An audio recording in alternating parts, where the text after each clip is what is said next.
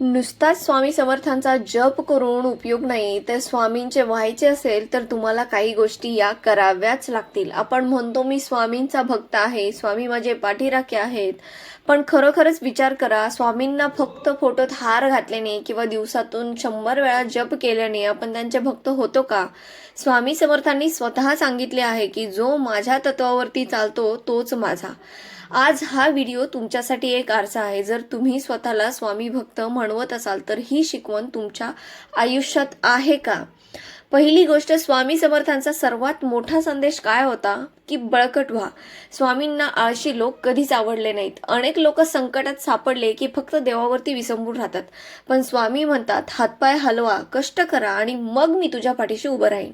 तुम्ही तुमचं कर्तव्य कर्म प्रामाणिकपणे करत नसाल तर नुसता स्वामींचा जप तुम्हाला वाचवू शकणार नाही.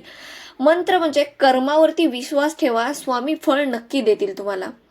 स्वामींच्या अक्कलकोटच्या दरबारात कोण होतं? तिथे राजा होता, तिथे गरीब कोळी होता, तिथे सुतारही होता आणि तिथे मुस्लिम भक्तही होता. स्वामींनी कधी जात पात किंवा श्रीमंती गरिबी पाहिली नाही.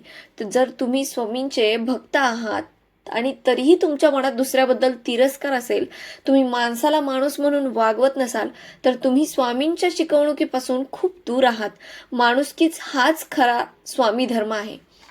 स्वामी समर्थांनी अनेकदा आपल्या भक्तांना खोटं बोलण्यापासून आणि फसवणुकीपासून रोखलं आहे. सुखदेव किंवा सावकाराचं उदाहरण आठवा.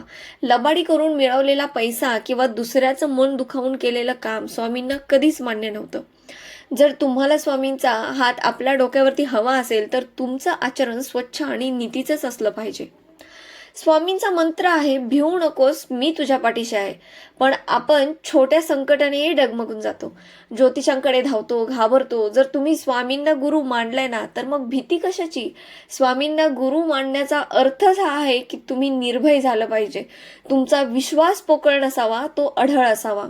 स्वामी म्हणजे फक्त एक मूर्ती नाही, स्वामी एक विचार आहेत. त्यांच्या विचारांवर चालणं हीच त्यांची खरी भक्ती आहे. आज स्वतःला एक प्रश्न विचारा की मी स्वामींच्या शिकवणुकीनुसार जगतोय का? जर उत्तर नाही असेल तर आजपासून स्वतःमध्ये बदल करायला सुरुवात करा. तुमच्या आयुष्यात तुम्ही स्वामींची कोणती शिकवण पाळता? कमेंट्समध्ये नक्की सांगा आणि श्री स्वामी समर्थ लिहायला विसरू नका. श्री